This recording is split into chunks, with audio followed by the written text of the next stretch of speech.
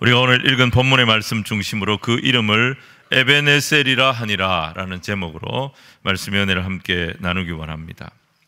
이스라엘 백성들은 제사장들의 죄 때문에 블레셋과의 전쟁에서 연거푸 패했습니다. 그리고 언약궤 빼앗기고 제사장들도 다 죽었습니다. 블레셋 사람들은 자신들이 빼앗은 이 언약궤 너무너무 자랑스러웠어요. 그래서 영구 보유를 하고 싶었습니다. 하지만 이 언약궤는 자기들의 힘으로 지킬 수가 없었습니다. 도저히 감당할 수가 없었던 거죠. 언약궤를 다곤 신전에다가 갖다 두면은 다곤 신상의 목이 날아가고 손목이 잘려나가고 이런 불상사가 벌어졌습니다. 그래서 그 궤를 다른 도시로 옮겨 놓으면 가는 도시마다 전염병이, 악성 독종이 퍼져가지고 사람들이 다 죽어나갑니다. 7개월을 어떻게든지 이 언약궤를 감당해 보려고 씨름했지만 도저히 이 언약궤를 감당할 수가 없었습니다. 그래서 다시 이스라엘로 돌려보냅니다. 근데 그 궤를 받은 베세메스 사람들은 이스라엘 백성들이라고 언약궤를 늘 가까이서 볼 수 있었던 사람은 아무도 없습니다. 이건 대제사장만이 볼 수 있는 궤였습니다. 이 궤가 너무너무 신기했어요. 난생 처음 보는 이 언약궤가 너무 궁금해서 그 언약궤 뚜껑을 열어보다가 하나님의 진노가 그 자리에 임하면서 5만 70명이 죽는 불상사가 벌어졌습니다. 재앙이 벌어진 거죠. 이스라엘 백성들이 얼마나 놀랐겠습니까? 블레셋도 감당 못하고 이스라엘 백성들도 감당을 못하는 이 언약궤를 이스라엘 백성들이 어디로 보내느냐?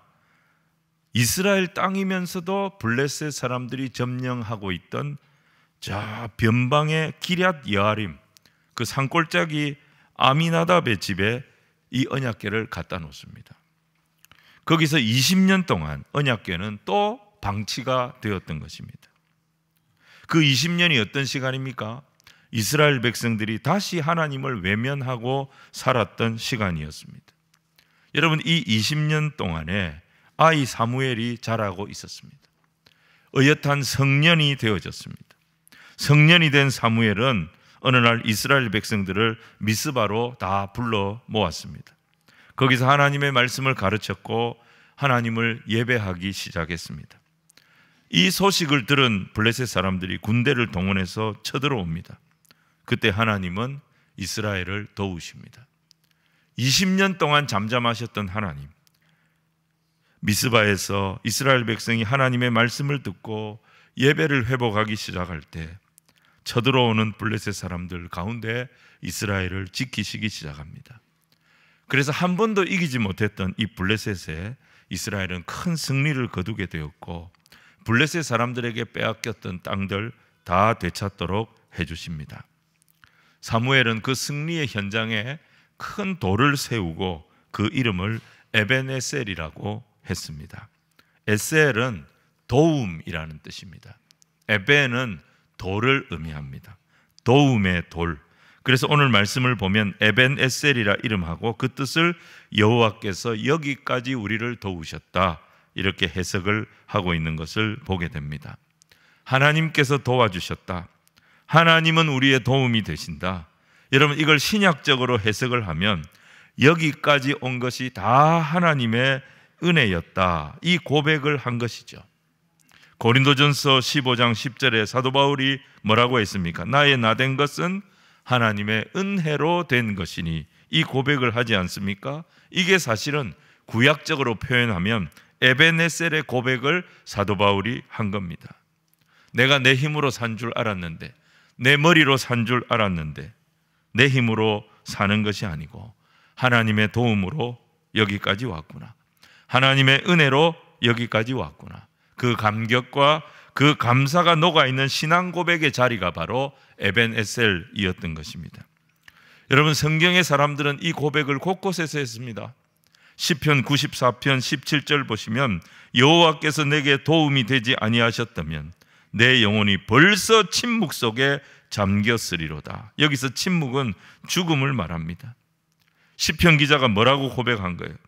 자기 인생을 돌아보니 내 인생에서 하나님의 도움을 싹 빼버리면 내 인생은 설명이 안 된다. 내 인생은 죽을 수밖에 없었다. 내가 지금 살아있는 이것도 다 하나님의 도우심이었다. 이것을 고백한 것입니다. 이렇듯 성경의 인물들은 하나님을 알아가면 알아갈수록, 인생을 살아가면 살아갈수록, 아, 이게 내 힘이 아니구나, 하나님의 도움이 있어야 하는 거구나, 또 하나님의 도움이 있었기에 오늘 우리가 존재하는 거구나, 이걸 깨닫게 되었던 것입니다. 여러분, 우리 성도들의 삶에도 이 에베네셀의 감격이 회복되어져야 될 줄로 믿습니다. 그런데 이 감격이 왜 자꾸 식어집니까? 그 이유는 하나님과 우리 사이가 막혀 있는 거예요. 뭔가 모를 것이 하나님과 우리 사이를 막고 있는 거예요. 그 막힌 것을 제거해야 합니다. 다시 뜨거움을 회복해야 합니다. 그 시간이 오늘 우리에게 필요한데, 오늘 성경의 이스라엘 백성들이 자신들의 막힌 것을 제거하고 뜨거움을 다시 회복했던, 그래서 무너진 이스라엘의 기초를 새롭게 했던 사건이 바로 미스바의 부흥 사건이었습니다. 그들이 하나님 앞에 다시 엎드렸던 미스바에서 하나님의 부흥을 경험했고, 에베네셀에서 생생하게 그들을 도우시는 하나님을 경험했던 것입니다. 오늘 우리의 메마른 심령에, 이 메마른 이 사회에, 한치 앞을 알 수 없는 이 풍전등화와 같은 대한민국에 미스바의 부흥이 필요합니다. 에베네셀의 도움이 필요합니다. 지혜가 필요한 것이 아니라 지금은 하나님의 은혜가 필요한 때인 줄로 믿습니다. 그 똑똑한 사람들이 이 나라를 이 모양으로 만들었습니다. 지금은 지혜가 아니라, 사람의 말이 아니라 하나님의 긍휼히 여기심이 필요한 때인 줄로 믿습니다. 앞으로 가지도 못하고 뒤로 가지도 못하는 이 대한민국을 하나님 다시 한번 불쌍히 여겨 주옵소서. 우리가 그 도움을 체험하는 길이 뭐냐? 오늘 사무엘서는 그 첫 번째가 회개요, 그 두 번째가 온전한 헌신이요, 그 세 번째가 부르짖는 기도라고 말씀합니다. 자, 오늘 첫 번째, 에베네셀의 도움을 체험하는 첫 번째 길은 바로 회개입니다.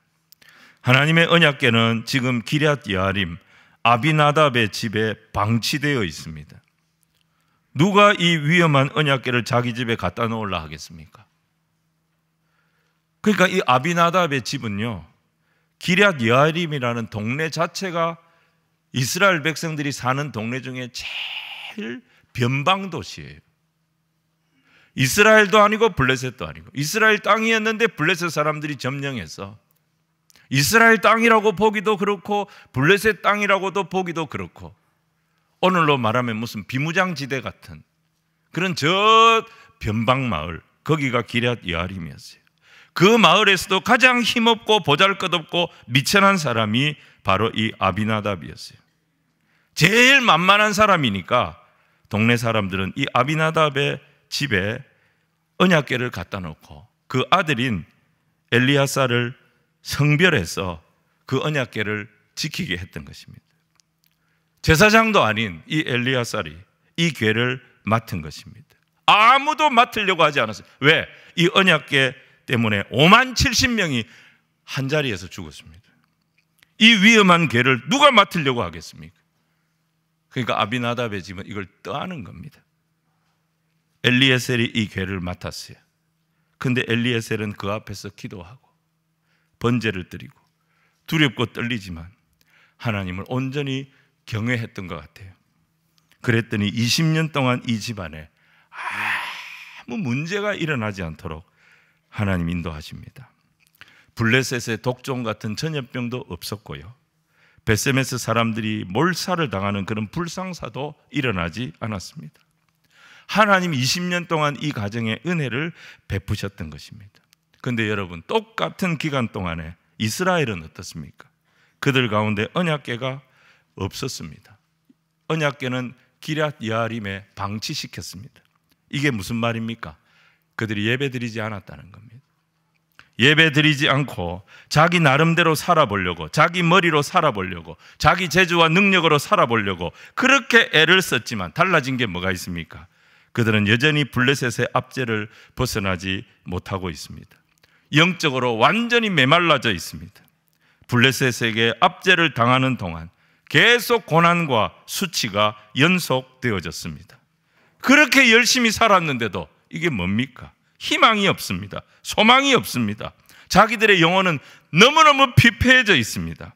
그때 이들이 어디를 주목하기 시작했느냐? 언약궤를 모셨던, 그들이 방치시켰던, 제일 만만하고 제일 비천한 집안이라고 생각했던 이 아비나답의 집에 하나님이 어떤 긍휼을 베푸시는지 주목하게 되었던 것입니다. 그러면서 똑똑한 줄 알았던 자기들이 이 20년을 허비하면서 살았다는 것을 깨닫게 된 거죠. 그때 이들의 마음이 어떤 마음이었느냐? 우리 1절과 2절 말씀을 같이 한번 읽겠습니다. 시작. 기럇 야림 사람들이 와서 여호와의 궤를 옮겨 산에 사는 아비나답의 집에 들여놓고 그의 아들 엘리야사를 거룩하게 구별하여 여호와의 궤를 지키게 하였더니 궤가 기럇 야림에 들어간 날부터 20년 동안 오래 있은지라 이스라엘 온 족속이 여호와를 사모하니라. 여러분, 여기에 사모했다는 히브리 단어가요, 나하라는 단어예요. 이 나하라는 뜻이 사모한다는 뜻입니다. 그런데 여기에는 동반된 의미가 있습니다. 애통한다라는 의미가 포함된 사모함입니다. 어떤 갈급함을 가지고 애통하는 마음으로 하나님을 기다리듯 사모했다는 것입니다. 여러분, 이게 사사기에도 이 용어가 쓰였는데요, 우리가 이스라엘 백성들을 보면 패턴이 있습니다. 영적인 패턴이 있어요. 이스라엘 백성들 조금만 살만하면 하나님 외면하고 불순종하고 우상을 섬기고 그렇게 살았습니다. 그런 이스라엘을 하나님이 기다리다가 치시지요. 하나님이 치시면 그들은 뭘 합니까? 애통하기 시작합니다. 이게 나하입니다. 애통하면서 하나님 앞에 간구합니다. 그러면 하나님께서 다시 그들에게 구원의 은혜를 베푸십니다. 여러분, 이게 사사기에 반복되는 영적인 패턴이지 않습니까? 이 패턴에서 우리가 주목하게 되는 게 뭐냐? 우리가 주목해야 될 것이 뭐냐? 바로 애통함입니다. 애통하는 자를 하나님이 긍휼히 여기십니다. 하나님은 애통의 눈물을 보시는 분입니다. 그래서 교회의 제일 큰 복은 형통이 아닙니다. 애통함입니다. 팔복에 형통이 나옵니까? 팔복에 형통은 나오지 않습니다. 근데 애통은 나옵니다. 애통하는 자는 복이 있나니 그 사람이 위로를 받을 것이라고 말씀하셨습니다. 여러분, 언제 하나님의 은혜가 교회에 임하는가? 언제 이 나라에 하나님의 은혜가 임하는가? 성도들이 하나님의 말씀을 듣고 내 안에 있는 죄를 보기 시작하면서 남 탓할 것이 아니라, 원망할 것이 아니라 스스로 애통하며 엎드리기 시작할 때 그 눈물 위에 다시 하나님의 은혜가 임하게 될 줄로 믿습니다. 우린 너무너무 비참한 한 주간을 보냈습니다. 나라를 생각할 때 너무 속상합니다. 여러분, 이 나라에 지혜가 필요한 것이 아니라 이 나라에 하나님의 은혜가 필요한 줄로 믿습니다. 형통의 때가 아니라 지금은 우리가 애통을 놓고 기도해야 될 때인 줄로 믿습니다. 사랑하는 여러분, 아무리 옥토라고 할지라도 거기 물이 다 빠져나가고 수분이 다 사라지면 그 땅이 사막이 돼버립니다. 못 쓰는 땅이 돼요. 근데 아무리 사막이라 할지라도 다시 그 땅에 물이 들어오기 시작하면 그 땅이 얼마든지 옥토로 바뀔 수가 있는 것입니다. 여러분, 우리가 지금 너무 강팍해져 있습니다. 너무 완악해져 있습니다. 너무 서로를 죽이려고 하는 살기로 등등해 있습니다. 이스라엘이 회복했던 하나님을 사모하는, 애통하며 사모하는, 하나님을 기다리는 그 마음이 오늘 무너져가는 이 대한민국을 다시 살려내는 하나님의 도우심이 될 줄로 믿습니다. 이스라엘이 다시 여호와를 사모하기 시작할 때 사무엘은 그런 이스라엘 백성들에게 이런 도전을 합니다. 3절 4절 말씀을 우리 같이 한번 읽겠습니다. 시작. 사무엘이 이스라엘 온 족속에게 말하여 이르되 만일 너희가 전심으로 여호와께 돌아오려거든 이방 신들과 아스다롯을 너희 중에서 제거하고 너희 마음을 여호와께로 향하여 그만을 섬기라. 그리하면 너희를 블레셋 사람의 손에서 건져내시리라. 이에 이스라엘 자손이 바알들과 아스다롯을 제거하고 여호와만 섬기니라. 여러분, 사무엘의 설교의 핵심이 뭐죠? 허탄한데 마음 두지 말라는 거예요. 썩어 없어질 것에 마음 두지 말라는 거예요. 그리고 이제 다시 여호와께로 돌아가자는 것입니다. 20년 동안 너희들 마음대로 살았지 않냐? 20년 동안 하나님 없이 너희들 하고 싶은 대로 하면서 살았지 않냐? 이게 뭐냐? 이제 우리 전심을 다해 하나님께로 돌아가자.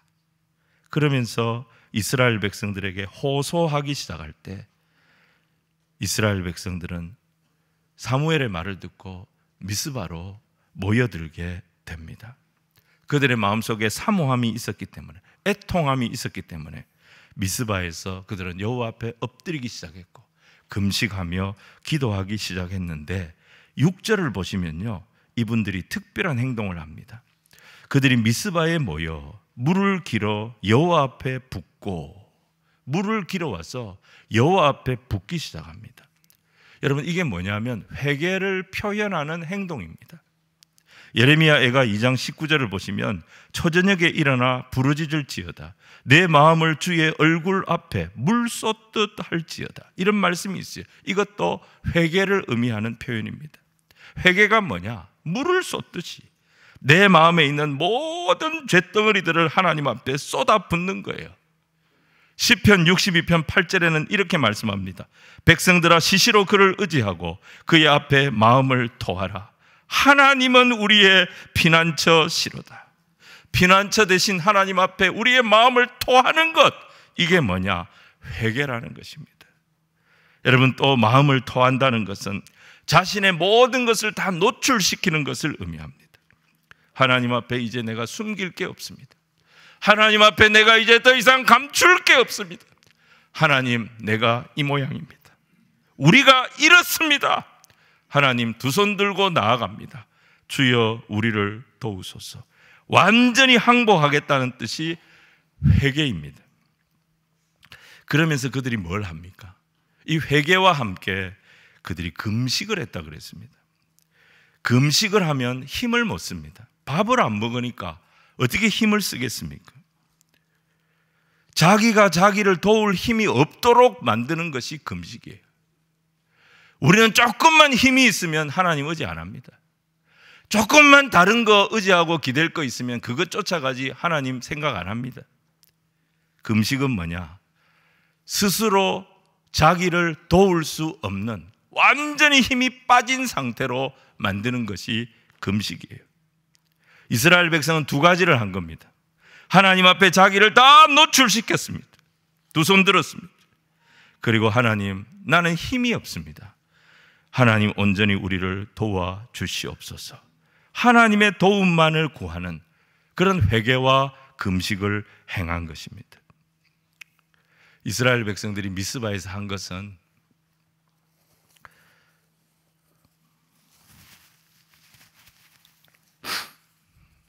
오늘 우리가 잘 봐야 됩니다. 이스라엘 백성들이 미스바에서 한 건요, 하나님 앞에 지기로 결심한 거예요.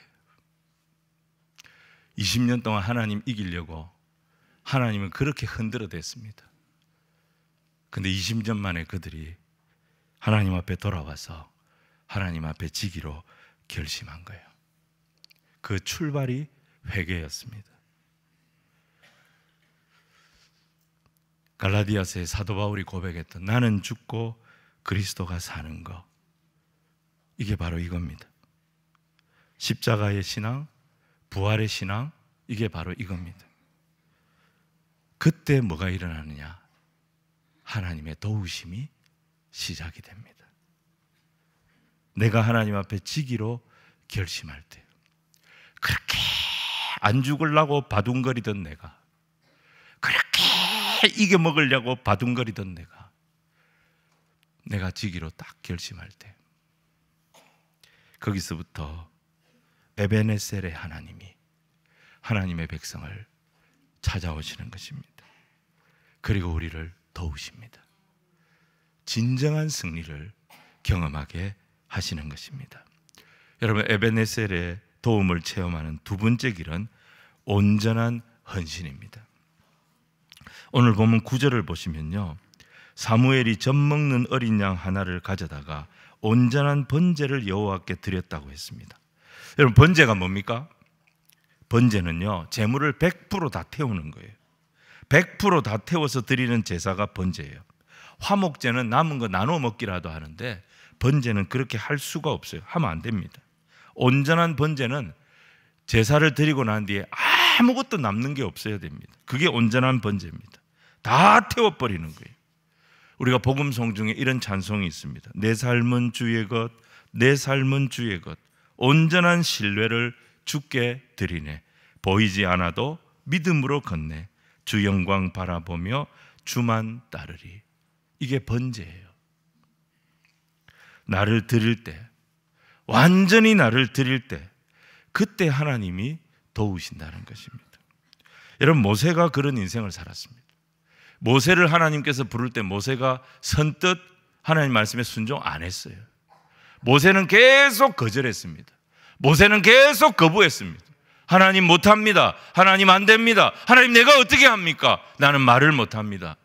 계속해서 하나님을 거절했습니다. 하나님께서 그를 강제로 보내신 거예요.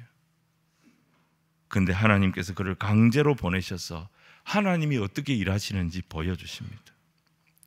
모세의 손에 아무것도 아닌 지팡이 하나 가지고 하나님의 애굽 땅에 10가지 재앙을 퍼붓는데 애굽이 꼼짝을 못하는 것을 보았습니다.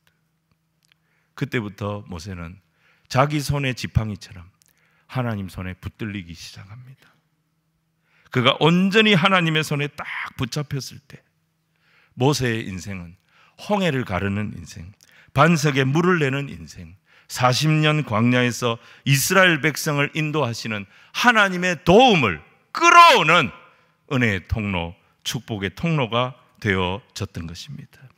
사랑하는 성도 여러분, 번제가 흠없는 제물을 하나님 앞에 가져와서 완전히 태워드리는 그런 예배이듯이 마찬가지로 우리가 내 인생을 구별해서 하나님께 온전한 경험을 해볼 필요가 있습니다. 여러분, 언제 한번 내 인생을 살아가면서 내 인생의 가장 소중한 시간을 하나님 앞에 온전히 드려보신 경험이 있습니까? 내가 살아오면서 내 인생의 가장 소중한 것을 하나님 앞에 온전히 구별해서 드려보신 경험이 있습니까? 그거 드린다고 우리 망하지 않습니다. 그때 오히려 우리는 내가 생각지 못했던 하나님의 도우심을 경험하게 될 줄로 믿습니다. 여러분, 이스라엘 백성들 여리고성 점령할 때 그들이 무슨 무기를 썼습니까? 하나님은 그들에게 무장하지 말고 그냥 여리고를 돌아라 그랬습니다. 이 말이 됩니까? 그 견고한 성이 어떻게 이스라엘 백성이 돈다고 무너지겠습니까? 그런데 하루 돌고 이틀 돌고 마지막 7번째 날은 7바퀴를 돌게 하셨어요. 만약에 그 기간 동안에 이 여리고 사람들이 무장을 한 여리고 군인들이 나왔다면 이스라엘 백성들은 다 죽는 겁니다. 그런데 그들은 하나님 말씀에 온전한 헌신을 합니다. 하나님 말씀에 온전히 헌신했을 때 비무장으로 성을 돌기만 했던 이스라엘 백성들이 죽은 것이 아니라 오히려 그 여리고성이 무너지는 하나님의 기가 막힌 도움을 경험했던 것입니다. 온전한 헌신에서 온전한 능력이 나옴을 믿으시기를 바랍니다. 우리가 너무너무 좋아하는 말씀 중에 이사야 43장 2절 말씀이 있습니다. 이 말씀이 이렇게 돼 있어요. 우리 같이 한번 읽어볼까요? 시작. 네가 물 가운데로 지날 때에 내가 너와 함께 할 것이라. 강을 건널 때에 물이 너를 침몰하지 못할 것이며 네가 불 가운데로 지날 때에 타지도 아니할 것이요 불꽃이 너를 사르지도 못하리니. 너무 이 말씀이 좋아가지고 이 말씀을 집에도 써놓고 늘 이렇게 카톡에도 올려놓고 그런 분들이 있습니다. 좋은 말씀이에요. 너무 귀한 말씀이에요. 주로 우리가 이 말씀 어디에 많이 적용합니까? 우리 애가 시험 치러 나갈 때, 평소에는 기도도 잘 안 하다가 그날 아침에는 애 머리에 안수 기도를 하면서 읽어주는 말씀. 네가 물 가운데 지날 때 너와 함께 하신다. 강을 건널 때 물이 너를 침몰치 못하게 한다. 불 가운데 지날 때 타지도 아니하고 사르지도 않게 하실 것이다. 염려하지 마라. 다른 애들 다 떨어져도 너는 붙을 거니까 걱정하지 마라. 이런 마음의 소원을 담아서 우리가 애들한테 막 읽어주고 축복해주고 그런 말씀이죠. 근데 여러분, 이 말씀이 그렇게 간단한 말씀이 아니에요. 이 말씀 앞에 그 전제가 있어요. 1절 말씀을 보시면요, 이런 말씀이 있습니다. 이스라엘아, 너를 지으신 이가 말씀하시느니라. 너는 두려워하지 마라. 내가 너를 속량하였고 내가 너를 지명하여 불렀나니 너는 내 것이다. 하나님 우리를 지명하여 내 이름을 부르셨어요. 그런데 하나님 내 이름 부르실 때 어떻게 하셨느냐? 나를 속량하셨다는 거예요. 속량이 뭐죠? 대신 값을 치르고 우리를 사셨다는 거예요. 그래서 우리가 주님의 것이 된 거예요. 어떤 값을 치르셨어요? 우리를 속량하시려고.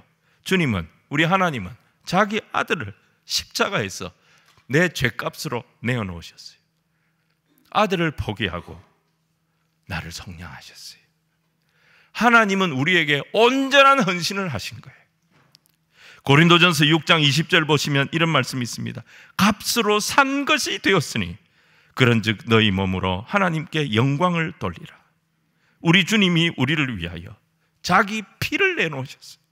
자기 생명을 내놓고 우리를 사셨습니다.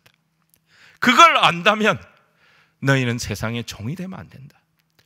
이 세상 쫓아가면 안 된다. 너희의 몸으로, 너희의 인생으로 너희를 위하여 온전한 헌신을 하신 그 하나님의 영광을 위해 살아야 한다. 여러분, 그렇기 때문에 사실 내 시간은 내 것이 아니에요. 내 건강도 내 것이 아니에요. 내 열정, 내 물질도 내 것이 아니에요. 자식도 내 것이 아닌 것입니다. 이 모든 것을 통하여 하나님은 영광 받으시기를 기뻐하십니다. 나를 속량하신 주님의 은혜가 너무 커서 나를 위해 생명 내어놓아 주신 그 온전한 헌신이 너무 감사해서 나도 나를 주님 앞에 온전히 드릴 때, 여러분, 우리는 물에도 침몰되지 않고 불에도 소멸되지 않는 전능하신 하나님의 도우심을 경험하는 백성이 될 줄로 믿습니다. 여러분, 이스라엘은 청동기 문명이었어요. 이 당시에 블레셋 사람들은 철기 문명이었어요. 그러니까 무기 체계가 달랐다 이 말이에요. 어떻게 이스라엘이 이런 블레셋을 이깁니까? 미스마는 벌판이에요. 허허 벌판입니다. 허허 벌판에서 이스라엘 백성들은 숨을 데도 없고 피할 데도 없었어요. 그런데 누가 싸우십니까? 이스라엘이 이스라엘을 위하여 싸운 것이 아니라 하나님께서 이스라엘을 위하여 친히 싸우셨고, 에베네셀의 놀라운 역사가 하나님의 손에서 일어났던 것입니다. 나를 드릴 때 나를 도우시는 전능하신 하나님의 도우심을 체험케 하십니다. 이런 체험을 하는, 이런 은혜의 놀라운 체험을 하는 우리 모든 성도들, 우리 교회, 우리 대한민국이 되기를 다시 한번 주의 이름으로 축원을 드립니다. 오늘 마지막 세 번째, 에베네셀의 도움을 체험하는 길은 부르짖는 기도입니다. 마귀가 제일 싫어하는 게 뭐냐면 하나님 백성들이 은혜 받고 자신감을 회복하고 일어서는 거예요. 그래서 마귀는 무슨 짓을 해서라도 하나님 백성을 침체시키려고 합니다. 아이고, 내가 예배는 무슨 예배고, 내가 봉사는 무슨 봉사고, 내가 무슨 헌신, 나는 이래도 안 되고 저래도 안 되고 이래 살다가 천국 가면 다행이고, 아이고 우리 집구석이 뭐가 되겠노? 마귀가 주는 마음이에요. 마귀가 주는 마음이 자꾸 우리를 가라앉히는 거예요. 우리를 침체시키는. 마귀는 우리를 못 죽여요. 못 죽이는 대신에 무슨 짓을 하느냐? 자꾸 우리를 침체시키는 거예요. 이스라엘 백성들을 침체시키려고 블레셋 군대를 동원한 거예요. 그래서 이스라엘을 공격하게 한 거예요. 이스라엘 백성들이 미스바에서 금식하고 기도했습니다. 무슨 독립운동을 했습니까? 정치 집회를 했습니까? 순수하게 신앙 부흥회하고 있었어요. 그런데도 블레셋 사람들이 전쟁을 일으켰어요. 이건 전쟁을 해야 할 이유가 안 됩니다. 왜 그렇게 합니까? 뒤에서 마귀가 조종하고 있는 거예요. 영적으로 일어나는 게 독립운동보다 더 무서운 거다. 그래서 마귀가 블레셋 사람들을 격동시켜서 이스라엘을 공격하게 한 거예요. 여러분, 마귀는 지금도 마찬가지입니다. 하나님 백성들 은혜 받는 것 제일 싫어합니다. 수단과 방법을 가리지 않고 은혜 받는 성도들을 공격합니다. 갑자기 잠이 오게 만듭니다.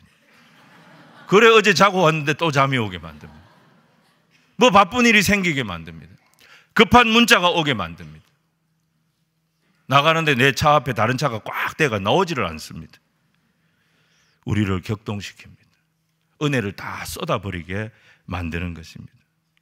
믿음으로 바르게 살려고 할 때, 믿음으로 뭘 해보려고 할 때 우리의 마음을 요동시켜서 우리가 다 포기하도록 만드는 것입니다.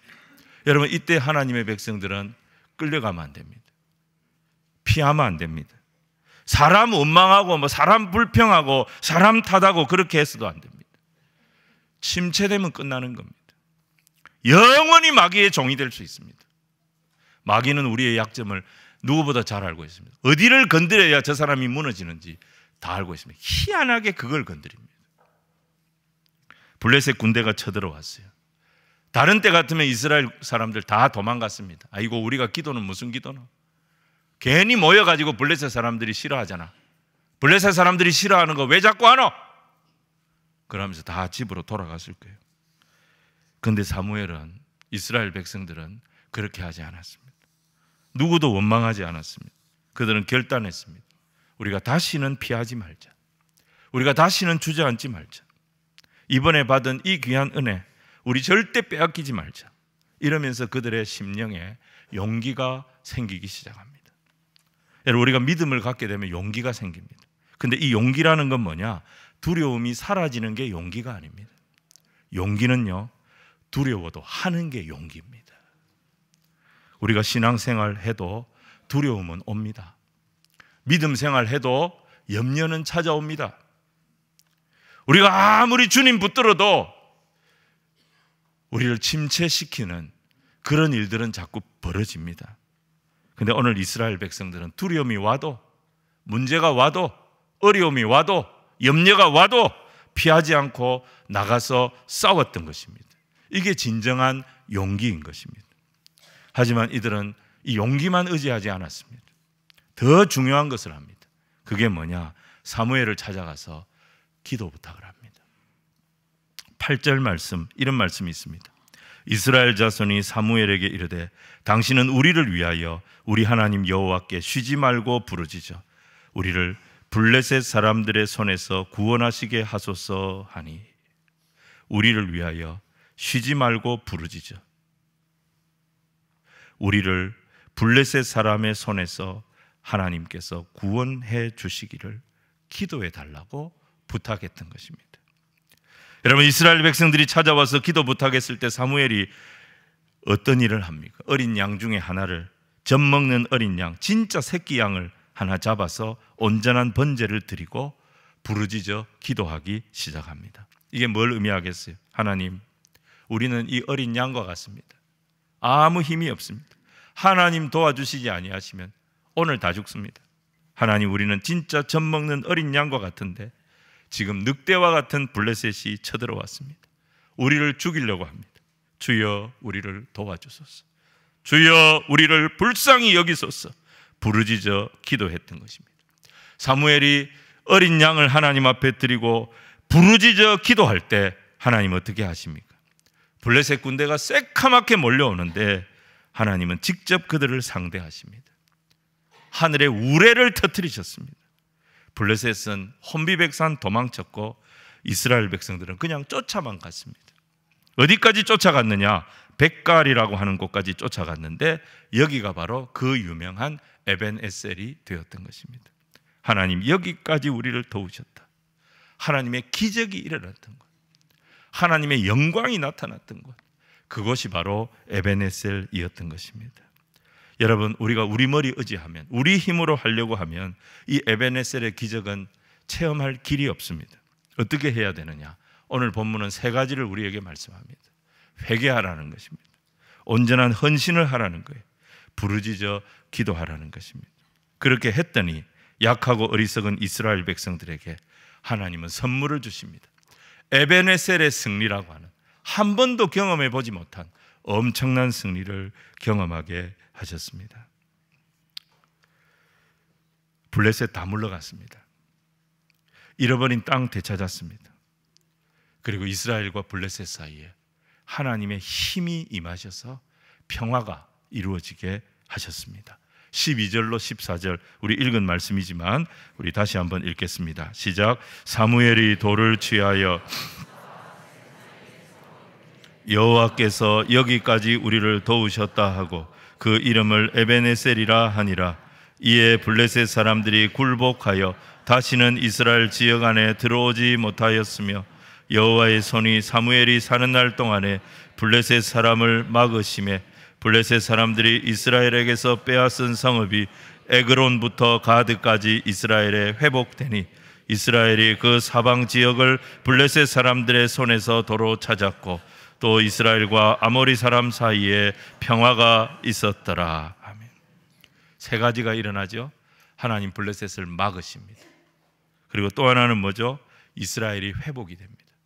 그리고 마지막 세 번째, 평화가 임합니다. 샬롬이 임했던 것입니다. 하나님은 공격은 막아주시고 잃어버린 거 다 회복시켜 주시고 이스라엘이 소원했던 샬롬이 이루어지게 하셨습니다. 언제 이런 일이 이루어집니까? 하나님이 도와주실 때. 하나님 여기까지 우리를 도우셨다. 하나님이 도와주실 때예요. 그래서 지금 우리 사회에 필요한 것은 지혜가 아니라 은혜입니다. 하나님의 은혜가 필요합니다. 우리가 회개로 돌이키고 온전한 헌신으로 나를 드리고 부르짖어 기도하기 시작할 때 하나님의 은혜가 임하고 하나님의 도우심이 임합니다. 여러분, 우리나라는요 하나님 은혜가 있는 민족이에요. 어떤 어려움이 있어도 세계는 그걸 극복을 못하는데 우리 대한민국은 다 극복하고 여기까지 온 민족이 우리 민족입니다. 우리에게는 하나님 은혜가 있어요. 왜냐하면 우리가 무너지면 전 세계에 선교사들 보내놨는데 하나님만 손해보는 겁니다. 하나님이 나라를 지켜주실 줄 믿습니다. 선교 한국, 하나님께서 온 땅을 복음화하는 일에 제일 앞장서는 이 한국 교회를 보시고 우리 선교사들을 보시고 하나님은 이 땅을 분명히 지켜주실 줄로 믿습니다. 우리의 자세는 에벤에셀의 하나님을 구하는 거예요. 내 안에 있는 거 회개하고 하나님 앞에 헌신하고 하나님 앞에 기도하고. 2024년 이제 한 달도 안 남았잖아요. 2024년 이렇게 마무리하고 우리 2025년은 하나님 우리가 이렇게 출발하겠습니다. 에벤에셀의 은혜를 보는 해가 되기를 원합니다. 하나님의 영광을 보는 해가 되기를 원합니다. 하나님이 이 땅을 치료하시고 만지시는 그 역사를 보기를 원합니다. 새해를 이렇게 준비하는 우리 모든 성도들이 다 되시기를 주님 이름으로 축원을 드립니다.